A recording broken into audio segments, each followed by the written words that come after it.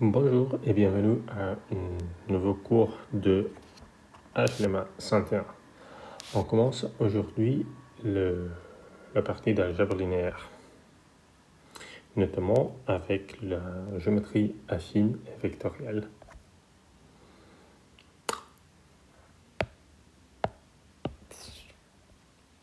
Voilà, on va parler des points et des vecteurs. Alors, de petits rappels sur les coordonnées dans les plans. Si on prend un point A, okay, on appelle X les abscisses, Y les ordonnées, et A est complètement identifié par ces coordonnées XA, YA. Voilà, que vous avez dans ces transparents. C'est un élément de R2, parce que X appartient à R et Y appartient à R.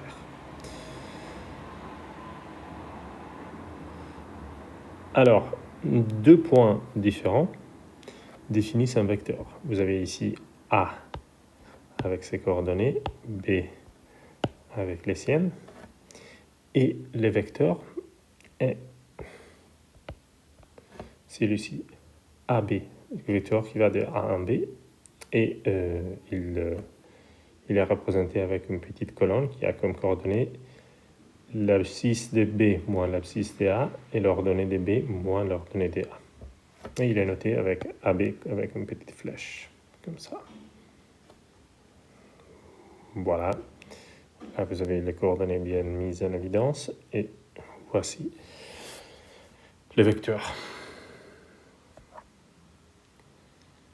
Alors, à tout point du plan, par exemple au point A, on peut associer un vecteur OA, c'est-à-dire les vecteurs qui vont de l'origine dans A, okay, qui évidemment a comme coordonnées X, A, Y, A. Et en particulier, l'ensemble des vecteurs est noté R au carré. Il y a une correspondance entre l'ensemble des vecteurs et les plans. Et de toute manière, à tout vecteur de R2, on peut associer un point de plan. Au vecteur qui a comme coordonnées U1 et U2, on peut associer les points A de abscisse U1 et de ordonnées U2. Ok. Dans l'écriture, normalement, l'écriture en ligne est réservée au point et l'écriture en colonne est réservée au vecteur. Voilà. Alors,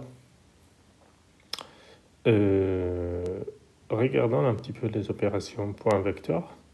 Si vous avez un vecteur U de R2, des coordonnées U1 et U2, on peut définir l'application de translation de vecteur U comme ci-dessus. C'est-à-dire, vous envoyez un point, tout point de coordonnées XA, YA sur le point XA plus U1, YA plus U2. Voilà. Vous ajoutez les coordonnées du vecteur et vous arrivez ici. Ok. C'est le point B indiqué dans ce transparent-là. B a coordonnées XA plus U1, YA plus U2. Passons à point et vecteur dans l'espace. Ok. Alors, là aussi, bon, les choses ne changent pas énormément. Il y a juste une coordonnée de plus. X, Y et Z. A est identifié par ces coordonnées. XA, YA, ZA dans R3 cette fois-là. Et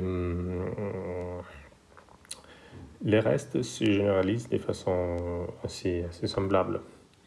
C'est-à-dire deux points dans l'espace définissent un vecteur de la même manière, dont les coordonnées sont la différence des coordonnées de A et B, et qui est noté toujours A flèche B dans R3.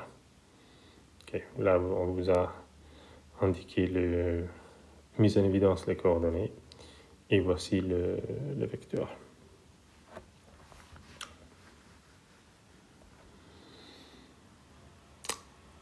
Et comme tout à l'heure, à tout point de l'espace de R3, on peut associer un vecteur qui a les mêmes coordonnées. Et donc, en particulier, l'ensemble des vecteurs est noté R3 et il a une correspondance avec R3. Et symétriquement, à tout vecteur de R3, on peut associer un point de l'espace. Et il faut faire attention à la notation toujours en ligne pour les points et en colonne pour les vecteurs. De la même manière que avec les plans, avec un vecteur U de R3, on peut définir une application de translation de vecteur U qui envoie les points XA, YA, ZA sur XA plus UA, YA plus UXA plus U1, YA plus U2 et ZA plus U3. C'est une application de R3 dans R3. Et plus en général, on peut prendre l'espace à n dimensions, c'est-à-dire Rn, avec n en entier positif non nul.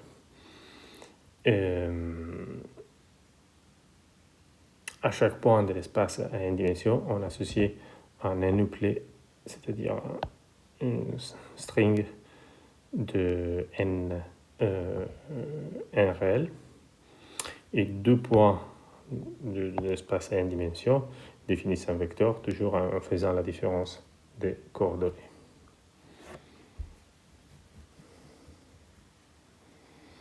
Ok, bon, cela est vrai aussi pour les complexes, mais nous n'allons pas nous occuper des complexes.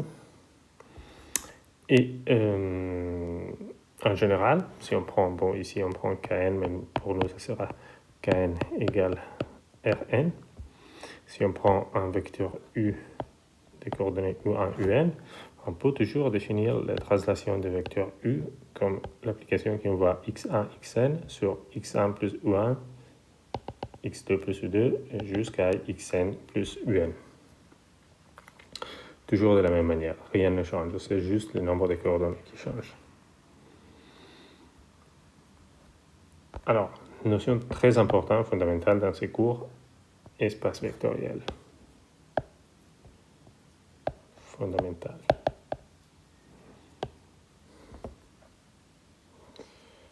Pop.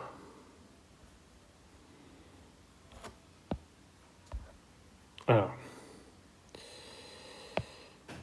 qu'est-ce que c'est un espace vectoriel? Alors, si on se donne deux vecteurs dans Kn, nous allons toujours prendre Rn et une constante, un lambda réel. On définit W, le vecteur somme U plus V, comme le vecteur qui, dans chaque coordonnée, est la somme des coordonnées de U et V. C'est-à-dire U et V, U est U1, UN, V est égal à V1, Vn, et leur somme est la somme composant par composant. Et par contre, on peut définir aussi les produits par un scalaire, comme le vecteur dans chaque coordonnée, et les produits de lambda, le scalaire, on appelle ça un scalaire, fois la coordonnée de U.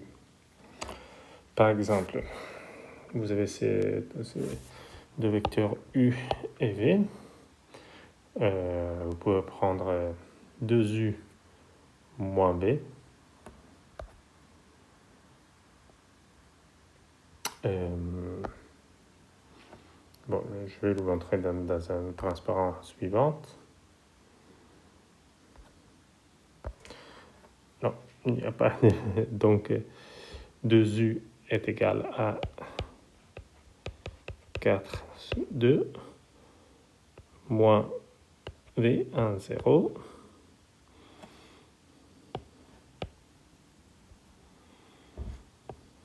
Effectivement, ça donne 3, 2. OK.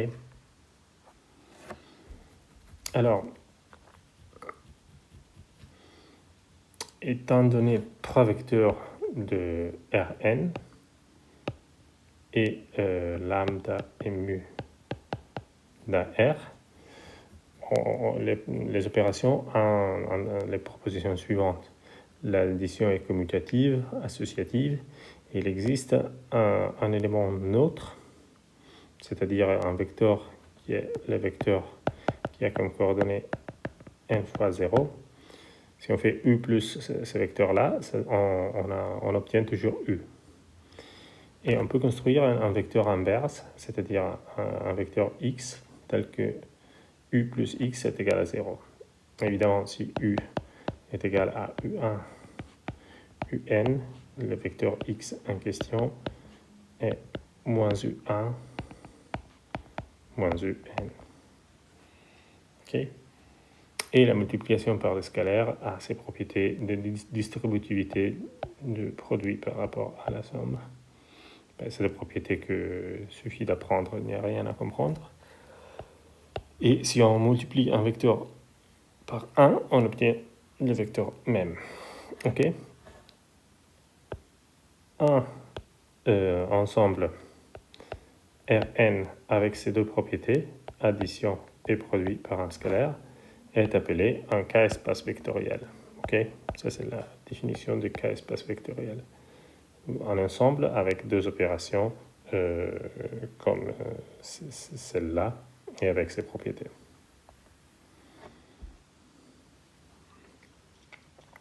Voilà, ici on vous rappelle exactement ce que je viens de vous écrire. Le vecteur 0 est celui-ci. Alors, une dernière définition importante. Si vous avez k vecteurs U1, U2, k vecteurs appartenant à Rn, et lambda 1, lambda k des éléments de R. Alors, on peut construire un nouveau vecteur qui s'appelle combinaison linéaire des UI des coefficients lambda i. Les vecteurs lambda 1 U1 plus lambda 2 U2 plus etc. jusqu'à lambda k plus lambda k k. Par exemple, si on prend lambda 1 est égal à 2 et lambda 2 est égal à moins 1,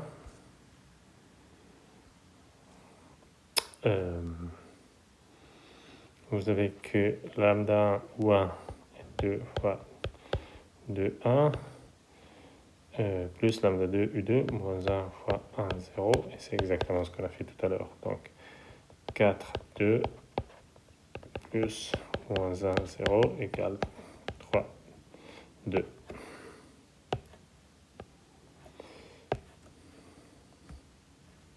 Oups.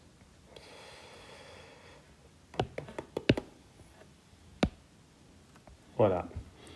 Donc la combinaison linéaire peut s'écrire aussi de cette manière-là. C'est plus compact. Okay. Ça, c'est vraiment ce qu'on avait vu tout à l'heure. Lambda U1 plus lambda k UK.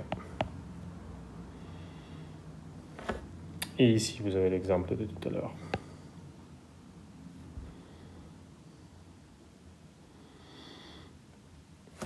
Alors,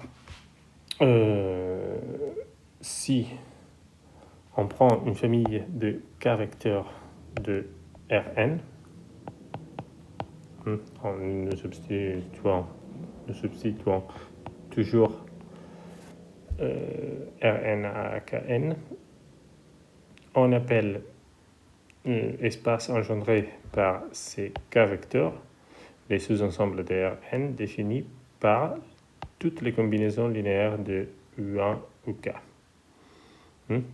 Par exemple, si ça s'appelle l'espace engendré par ces k vecteurs. Par exemple, pour tout vecteur U de Rn, on a que l'espace engendré par U sont tous les multiples de U.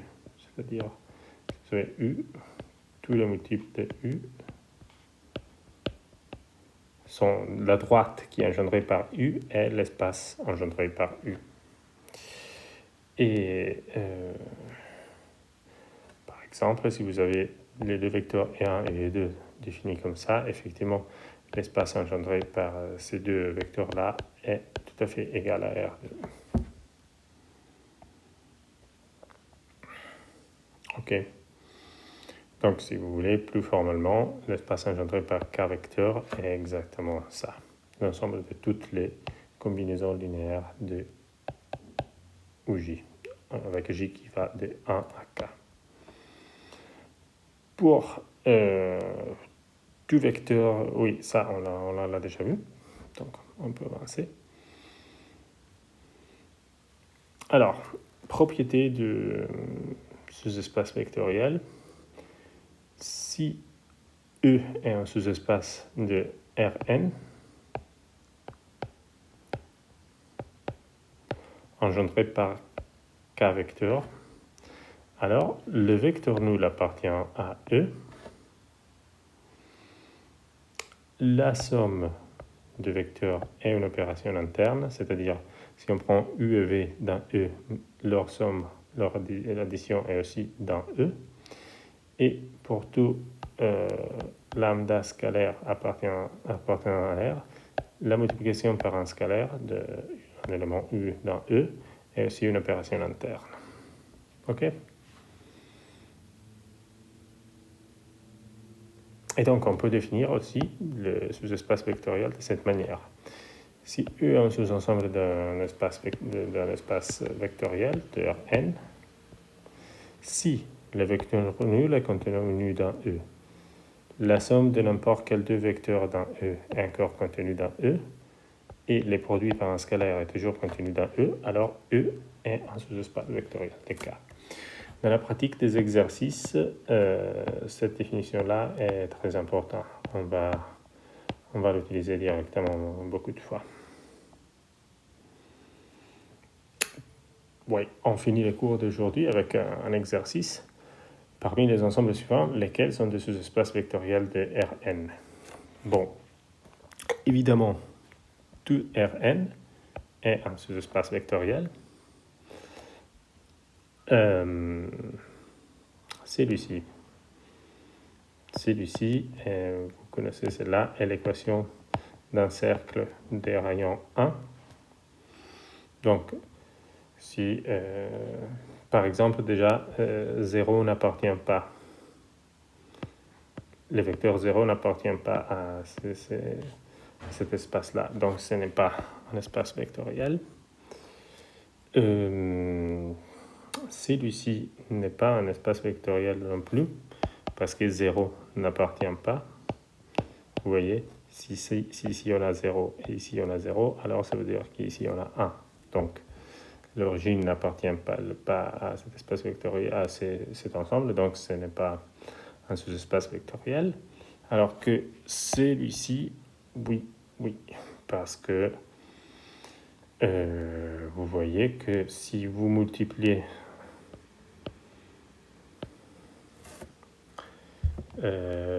cet objet-là par lambda,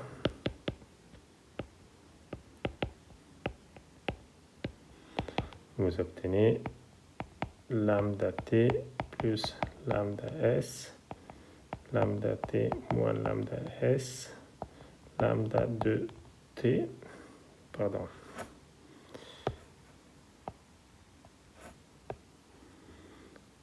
De lambda t, et celui-ci est effectivement un élément de cet ensemble qui correspond au point de R2 lambda t lambda s. Et de la même manière, si vous faites t plus s, t moins s, 2t plus t' plus s', t' moins s', 2t', vous tombez sur un élément t plus t' plus s plus s', t plus t' moins s et 2t plus t'. Et ce vecteur-là correspond au point de R2, au vecteur de R2, T plus T', S plus S'. Et donc, effectivement, celui-ci appartient aussi à l'ensemble. Donc, les zéros y appartiennent parce que si on prend 0, 0, cela donne le vecteur 0. Ça fait 0 plus 0, 0 moins 0, 0. Et donc, par la définition qu'on a ici, ce truc-là